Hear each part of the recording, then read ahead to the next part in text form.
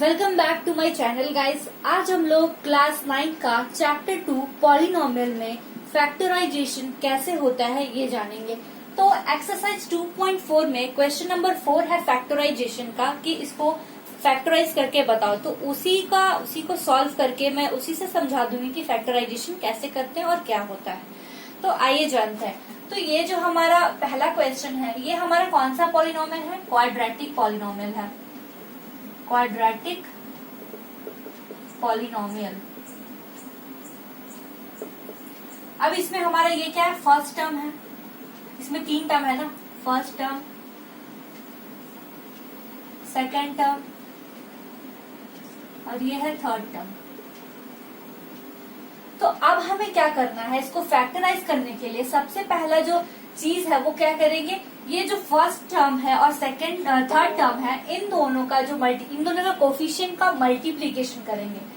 उसके बाद उनका फैक्टर निकालेंगे। तो इसका फर्स्ट टर्म का कोफिशिएंट क्या है? 12 है और थर्ड टर्म का कोफिशिएंट क्या है? 1 है। आप जानते हैं जब यहाँ कुछ नहीं लिखा होता तो x टू दी पावर 0 होता है, ये आपको मैंने बताया है। तो इसका कोफिशिएंट क्या है? 1 है। तो 12 इंटू 1 इक्वल्स टू 12। अब हम लोग इसका फैक्टर्स निकालेंगे। तो इसका फैक्टर्स क्या क्या हो सकता है? इसका फैक्टर्स हो सकता है 1 इंटू 12 इक्वल्स टू 12।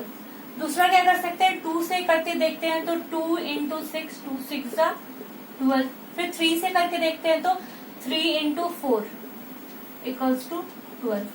अब 4 से करेंगे तो 4 इंटू 3 यही आ जाएगा, बात यही हो जाएगा। तो उसके बाद जो भी चीजें आएंगी वो रिपीट हो जाएंगी। तो मतलब इसका 3 फैक्टर हमारा निकल गया।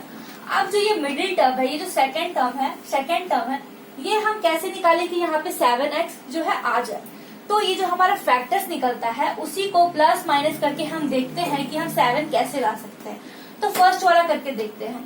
12 प्लस 1 13 हो जाएगा और 12 माइनस 1 क्या हो जाएगा? 11 हो जाएगा। बट हमें 11 नहीं लाना है तो ये कैंसिल हो गया, ये नहीं होगा। अब सेकंड वाला चेक करके देखते हैं। 6 प्लस 2 8 होता है और 6 माइनस 2 4 होता है। तो हमें 4 और 8 दोनों कुछ भी नहीं चाहिए, यहाँ पे 7 चाहिए, तो ये भी हमारा कैंसिल हो गया। अब इसको करते हैं। 3 प्लस 4 7 होता है, 4 प्लस 3 भी 7 होता है। बट यहाँ तो माइनस में है, तो हम इसको किस तरह से लिखे कि -7 जो है हमारा आ जाए। तो हम इसको इस तरह लिख सकते हैं, -3 -4 इक्वल्स टू -7।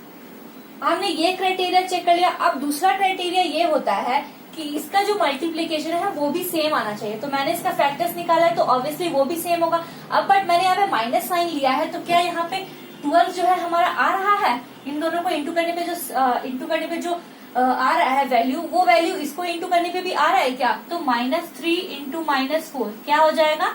12 हो जाएगा, because minus minus cancel out हो जाएगा। तो हाँ, हमने दोनों क्राइटेरिया मैच करा लिया। हमने इस फैक्टर से 7 भी ला लिया कैसे लाना है, और हमने इसको मल्टीप्लाई करके जो वैल्यू है इससे भी करके देख लिया। दोनों क्राइटेरिया हमारा मैच हो गया। अब हम इसको कैसे लिख सकते हैं? पहला टर्म जो है उसको हम लोग एज इट इज लिख देंगे 12x²। अब जो कि यहाँ पे 7x है तो हम यहाँ पे x लगा देंगे, तो इसको -3x और -4x टर्म में लिख सकते हैं। -3x -4x इसलिए लगा रहे बिकॉज ये x के टर्म में, तो यहाँ पे हम x लगाएंगे, ठीक है। अब फिर यहाँ पे जो लास्ट टर्म है वो भी एज इट इज लिख देंगे। अब जो है, अब हम लोग इसमें क्या करेंगे, जो कॉमन टर्म है उसको निकालने की कोशिश करेंगे। तो इन दोनों में से कॉमन टर्म क्या आ रहा है? पहला एक x आ रहा है और दूसरा क्या आ रहा है? 3 आ रहा है। 3 1 जा 3 और 3 4 जा 12, 3 आ रहा है। तो 3 और x कॉमन ले लिया। अब 3x 12x² से कैसे होगा? तो 3x इंटू 4x, तभी तो 12x² होगा। तो 3x यहाँ पे ले लिया हमने, तो अब यहाँ पे क्या लेंगे? 4x माइनस, अब यहाँ पे 3x है, यहाँ पे भी 3x है, तो क्या हो जाएगा? सिंपली यहाँ पे 1 हो जाएगा। अब इसमें क्या करेंगे? हम माइनस ले लेते हैं, -1 कॉमन ले लेते हैं, बिकॉज और कुछ है नहीं इसमें कॉमन लेने के लिए, तो -1 कॉमन लेके ऐसे करते हैं। तो माइनस हमने जब निकाला तो यहाँ पे सिंपली 4x हो जाएगा, बिकॉज -1 इंटू 4x -4x। अब -1 इंटू यहाँ पे सिर्फ +1 लिखेंगे तो यहाँ तो -1 आ जाएगा, बट यहाँ पे हमारा +1 है, तो उसके लिए हमको क्या करना पड़ेगा? -1। अब क्या होगा? -1 इंटू -1 मीन्स 1 सिंपली, तो ऐसे हो जाएगा। उसके बाद अब हमें क्या करना है? अब इसमें से जो कॉमन है उसको निकाल लेते हैं। इसमें से पहला कॉमन क्या है? 4x -1, और दूसरा टर्म जो क्या निकल जाएगा 3x माइनस 1, 3x माइनस 1। तो यही जो है हमारा फैक्टर्स है, यही हमारा फैक्टर्स ऐसे ही निकलता है। अब इसका जो सेकंड क्वेश्चन है वो भी मैं करके बता देती हूँ, 2 एग्जाम्पल के थ्रू बताऊंगी तो ज्यादा समझ में आएगा। तो ठीक है, हम लोग आगे बढ़ते हैं। हाँ, तो आगे बढ़ते हैं क्वेश्चन नंबर 2 की ओर। क्वेश्चन नंबर 2 क्या है, 2x² प्लस 7x प्लस 3। इसमें भी 3 टर्म्स है, ये भी क्वाड्रेटिक पॉलिनोमियल है, तो इसका भी अब हम लोग उसी तरह करेंगे। फर्स्ट टर्म का कोफिशिएंट एंड थर्ड टर्म का कोफिशिएंट का मल्टीप्लीकेशन करेंगे। तो 2 इंटू 3 क्या हो गया, 6 हो गया। अब हम इसका फैक्टर्स निकालेंगे, फैक्टर्स। तो पहला क्या हो जाएगा, 1 into 6 equal to 6, 2 into 3 equals to 6। अब 3 में जाएंगे तो 3 इंटू 6 हो जाएगा, उसके बाद और कोई फैक्टर नहीं बनेगा। और 3 इंटू 2 लिखेंगे तो ये भी वही चीज हो गया, बस इसका उल्टा है। तो इसका मतलब हमें 2 फैक्टर मिल गया है। अब हमें मिडिल टर्म इनसे ही निकालना है, प्लस या माइनस करके। तो पहला देखते हैं, 6 प्लस 1 7, यस, इससे आ जा रहा है हमारा, तो यही करते हैं। तो अब हम लोग इसको दोनों चेक करेंगे, इसका मल्टीप्लीकेशन भी चेक करेंगे और इन दोनों को सम करके डिफरेंस निकाल के हमारा 7 आना चाहिए। तो 1 प्लस 6 इक्वल्स टू 7 और 1 इंटू 6 भी हमारा 6 आता है। मतलब इन दोनों का जो वैल्यू आया है मल्टीप्लाई करके फर्स्ट और थर्ड टर्म का, उसी से हमारा जो फैक्टर निकला, उसी से हमारा सेकंड नंबर का जो वैल्यू है वो भी निकल गया। तो अब हम इसको कैसे लिखेंगे, 2x² एज इट इज रहेगा। 7x को कैसे लिख सकते हैं, 1 और 6 है तो 1x प्लस 6x लिखेंगे, 1x प्लस 6x प्लस 3।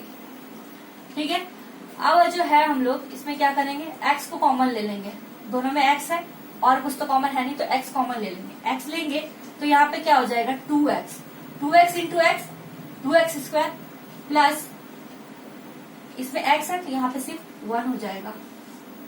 अब प्लस इसमें से हम क्या कॉमन ले सकते हैं, 3 1 जा 3 होता है, 3 2 जा 6 होता है, तो 3 को हम लोग इसमें कॉमन ले सकते हैं। तो 3 लेंगे तो 2x प्लस 1। तो अब इन दोनों में से हमारा कौन सा कॉमन आ रहा है, और जो कॉमन निकलने के बाद जो ये बचता है वो जो प्लस में रहता है माइनस में रहता है वो सेम हम लोग उतार देते हैं। तो पहला हमारा 2x प्लस 1 आ गया एक फैक्टर, और दूसरा फैक्टर क्या है, यहाँ पे x है, यहाँ पे 3 है, x प्लस 3, तो x प्लस 3। तो इस तरह से हमने इसको फैक्टराइज करके इसका फैक्टर्स भी निकाल लिया है। तो इसी तरह करते हैं, और भी इसके आगे भी बहुत सारी वीडियोस जो है मैं बनाऊंगी, और भी बहुत सारे चीजें हैं इसमें बाकी रह चुके हैं जो इसका वीडियो बनाना बाकी है। तो मैं टाइम टू टाइम अपडेट करती रहूंगी, आप लोग समझते रहिए। और मैं ऐसा समझती हूँ कि आज जो मैंने समझाया है वो आपको समझ में आ गया होगा। अगर कोई भी डाउट है, आपको समझ में नहीं आता है, आप कमेंट करके मुझे बताएं, मैं उस क्वेरी को सॉल्व करने की कोशिश करूंगी। और ये वीडियो अगर आपको पसंद आई हो तो लाइक, शेयर एंड सब्सक्राइब जरूर करें। जो भी मेरे चैनल में नए हैं वो सब्सक्राइब जरूर कर दें। Okay, for now bye bye, take care.